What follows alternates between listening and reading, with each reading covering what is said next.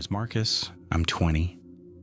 And in October of 2023, I was a sophomore living in Kessler Hall, a dorm at a mid-sized state school outside Bloomington, Indiana.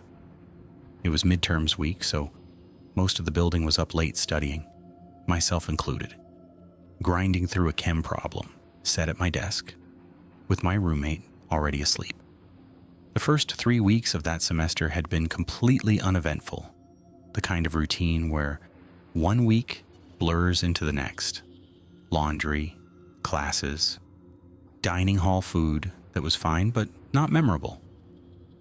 Around 1 a.m. on a Tuesday, the fire alarm went off, and everyone filed outside in pajamas and blankets, the way you do a dozen times a semester for drills or someone burning popcorn. We stood in the parking lot for 20 minutes while an RA confirmed with the fire department that it was a false alarm, no smoke, nothing, and we all filed back in, grumbling about lost sleep. It happened again 2 nights later, same time, almost to the minute, 1:06 a.m. I remember checking my phone specifically because the coincidence of the timing struck me as odd, even as I told myself it was probably some maintenance issue with the panel, an aging system in an aging building. The RA said pretty much the same thing when someone asked that older buildings sometimes have sensor issues in cold weather, which felt like a real boring answer, so I accepted it. By the 3rd time the following week, people had started skipping the evacuation, assuming it was the same glitch, but campus policy required RAs to clear the building anyway, so we still ended up outside, more annoyed than alarmed. I noticed that night, standing in the lot, that one guy near the stairwell exit wasn't someone I recognized from our floor, hood up, hands in his pockets, not looking at his phone like everyone else, just watching the building. I told myself he probably lived on a different floor, and I just didn't know every face in a dorm of 200 people, which was true enough. The 4th alarm came at 1:06 again, 4 nights later, and this time I was already awake. And I looked out my window before heading down and saw the same hooded guy standing near the side stairwell door, the one that's supposed to stay propped shut and alarmed on its own, except he had his hand flat against it, holding it open a crack. I watched him for maybe 10 seconds before he let it swing shut and walked toward the front lot with everyone else, blending in immediately. I told my RA what I'd seen once we were all outside, and he took it seriously enough to walk the stairwell with campus security once we were cleared to go back in. They found the side door's alarm sensor disconnected, the wire clipped clean, which explained why it hadn't triggered separately from the main system each time it opened. Security stayed in the stairwell after that, out of sight, for the next 2 nights. The alarm went off a 5th time, 1:06 exactly, and this time, when everyone evacuated, 2 officers were already positioned by that side door instead of joining the crowd outside. I watched from the parking lot as the same hooded guy came around the side of the building toward that door about 90 seconds after the alarm started, like he was on a set schedule of his own, and the officers took him down right there against the brick wall. No chase, no struggle. He could win against 2 grown men who'd clearly been waiting for exactly him. Campus police told our RA afterward that he wasn't a student at our school at all, and that the pattern: alarm the building, wait for it to empty, prop the side door, matched an unsolved string of dorm room thefts from earlier that semester on the north side of campus. He'd apparently been casing rooms during the chaos, while everyone stood outside in their pajamas assuming it was nothing. I still flinch a little every time that alarm goes off, even now that I know exactly what it was.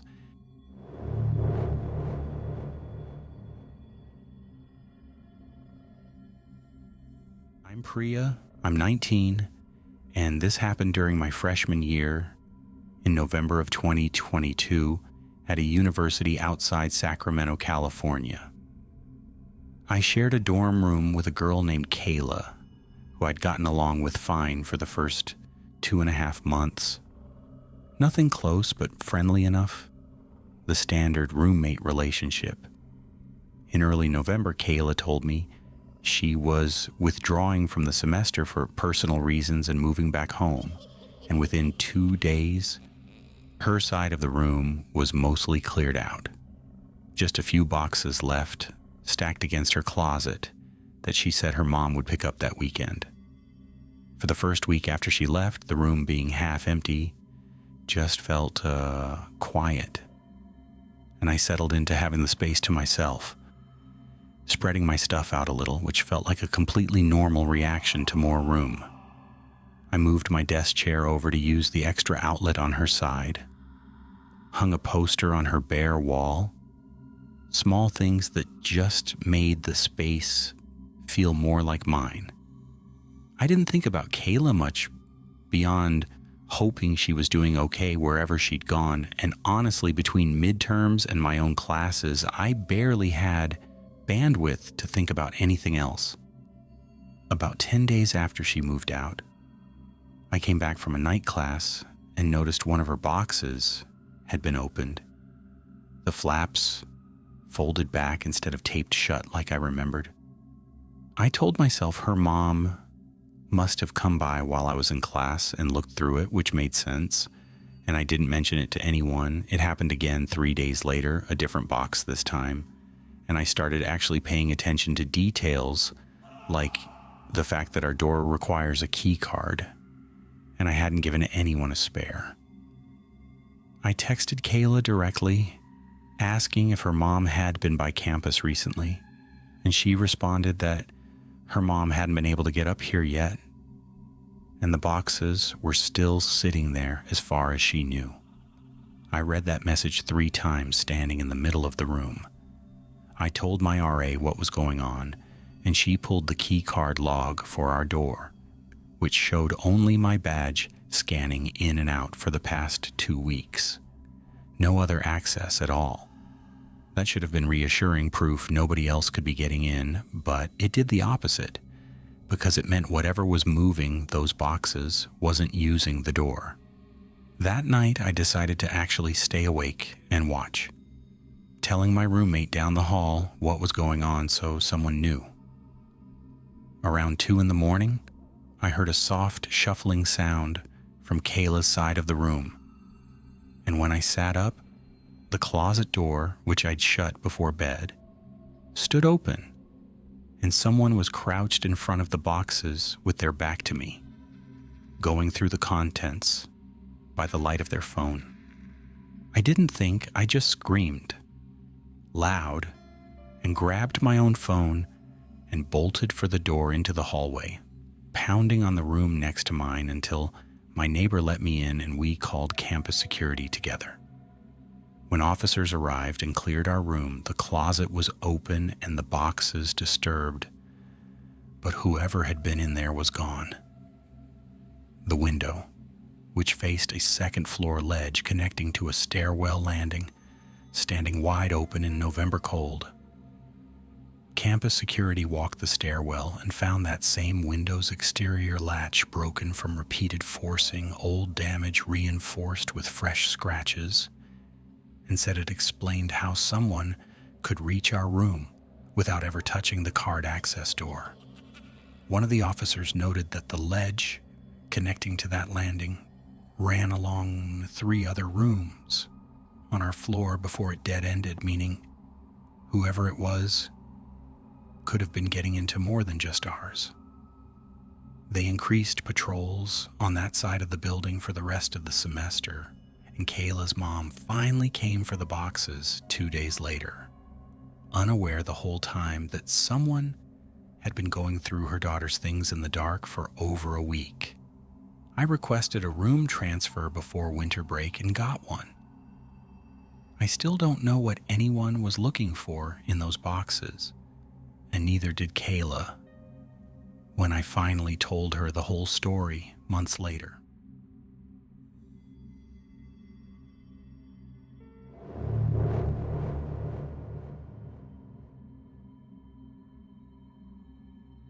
My name's Tyler, I'm 21, and in March of 2024, I was a junior at a university in Central Ohio, taking a night lab class that let out at 11:30 on Tuesdays, which meant a walk back across the main quad to my apartment on the edge of campus, something I had done every week that whole semester without a single problem.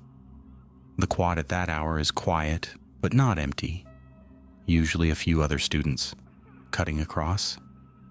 The blue light emergency phones spaced out along the main path. Campus security cars doing slow loops.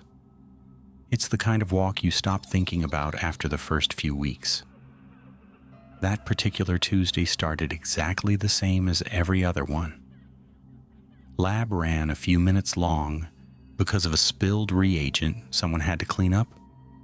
I said goodnight to my lab partner in the parking lot, and I started my usual route across the quad, earbuds in, half listening to a podcast, mostly just tired and thinking about sleep. About halfway across, I noticed someone maybe 50 yards behind me, walking in roughly the same direction. I didn't think anything of it at first. Plenty of people use that path late, and I kept walking at my normal pace. When I glanced back a minute later, they were closer, maybe 30 yards, still matching my direction. I told myself they probably just walked faster than me or lived somewhere near me and happened to be on the same route. A completely reasonable coincidence that happens on a campus of 30,000 people. I sped up a little anyway, and when I checked again, they'd closed the distance further.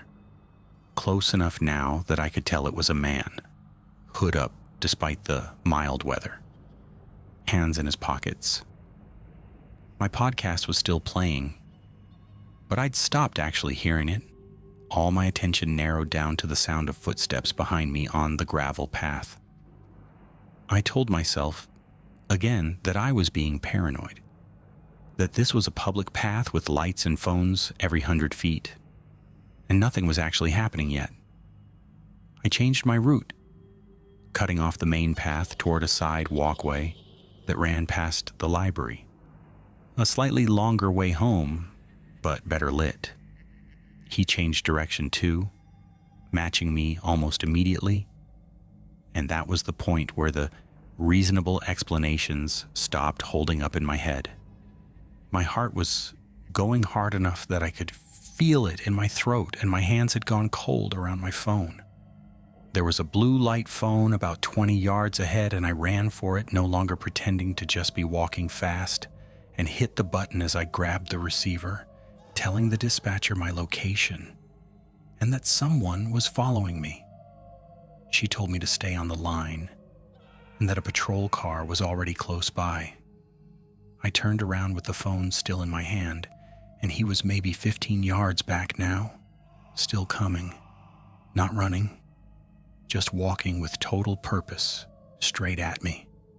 Headlights swept across the path as a campus security car came around the library corner, and the man broke stride for the first time, veering off toward a row of hedges bordering the lawn.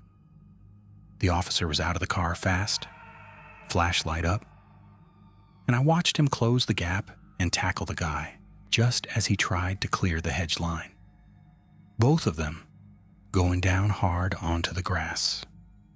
A second unit arrived within maybe 30 seconds and helped cuff him while I stood there at the blue light phone, still holding the receiver, watching the whole thing happen not 20 feet from me. The officer who took my statement afterward told me the guy had no ID on him and gave a fake name that didn't match anything in their system, and that campus security had gotten 2 similar reports from that same stretch of quad over the previous month. Though I was the first to actually make it to a phone before he closed the distance. I don't listen to podcasts on that walk anymore. And I've never taken that shortcut past the library again, blue lights or not.